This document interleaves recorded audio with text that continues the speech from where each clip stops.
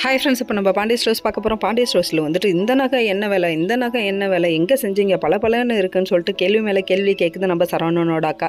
இதெல்லாம் ஒரு பக்கம் இருந்தாலும் இது எத்தனை பவுனுன்னு கேட்க, ஒரு பவுனோ தான் சமாளித்து ஒரு செயினை தான் 8 பவுனுன்னு சொன்னாங்க. இன்னொரு செயினை எத்தனை பவுனுன்னு கேட்டுகிட்டே இருக்கும்போது யார் என்ட்ரின்னு பார்க்குறீங்களா, நாங்கள் தங்கமயிலோட அம்மா என்ட்ரி ஆகிட்டு அவங்க ஒரு வழியாக சமாளித்தது மட்டும் இல்லைங்க, நாங்களாம் பரம்பரையாக ஒருத்தவங்கிட்ட செய்ய கொடுப்போம், அவங்க தான் அப்படின்னு சொல்லிட்டாங்க.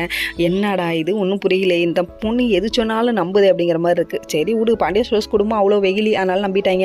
ஆனாலும் நம்ம தங்கமயிலோட அம்மாவை பார்க்க உருட்டு, நீ மிகப்பெரிய உருட்டாக இருக்கியம்மா அப்படின்னு சொல்லணும்னு தான் தோணுது. என்னாலும் முடியலையே. அதுக்கப்புறம் என்ன பண்ணிட்டாங்கன்னா, சரி ஒரு வழியாக வாங்க நிச்சயத்தை முடிச்சிடலாம். தங்கமயில் அழகாக கூட்டு வந்து ஜோடிச்சு உட்கார வச்சா 2 பேரும் மாலையை மாற்றிக்கிறாங்க, மோதிரத்தை மாற்றிக்கிறாங்க, வேற லெவலில் இருந்து ரொமான்டிக் லுக்கெல்லாம் ஊட்டுக்கிறாங்க. சரவணா இப்படியே பார்க்காதப்பா, இப்படியே கூட்டு போயிடுவாட்டுக்கு அப்படிங்கிற மாதிரி தான் இருந்து.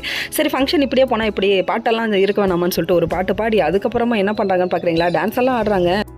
சரி மொத்த குடும்பம் டான்ஸ் ஆடி முடிச்சாச்சா, எந்திரிங்கப்பா சாப்பிட போகலான்னு சொல்லிட்டு சாப்பிட போக சொல்லிட்டாங்க. சரி வாங்கப்பா சாப்பிட போகலான்னு சொல்லிட்டு ஒவ்வொருத்தரையும் கூப்பிட்டு போகிறாங்க.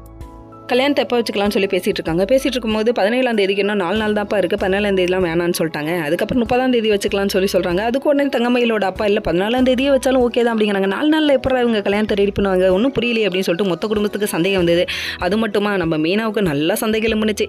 இதை ஏன் மித்தவங்களாம் புரிஞ்சுக்க மாட்டேங்கிறீங்க அப்படிங்கிற மாதிரி தான் இருந்தது. அதுக்கப்புறம் ஒரு வேலை சரி பேசியெல்லாம் முடிச்சாச்சுப்பா, 30ஆம் தேதி ஃபிக்ஸ் பண்ணியாச்சு, வாங்க சாப்பிடலான்ட்டு கொண்டு வந்து உட்கார வச்சா நம்ம மீனா கொஷின் மேலே கொஷின் கேட்குறாங்க. நீங்கள் பரம்பரை தான் இங்கே தான் இருக்கீங்கன்னா ஏன் சொந்தத்தை கூப்பிடலன்னு கேட்டிருக்காங்க. உடனே மீனாவையும் ராஜி ஹெட் பண்ணுற மாதிரி ஒன்று சொல்லிட்டாங்க நம்ம தங்கமயிலோட அம்மா. ஓகே ஃப்ரெண்ட்ஸ், நெக்ஸ்ட் வீடியோவில் பார்ப்போம்.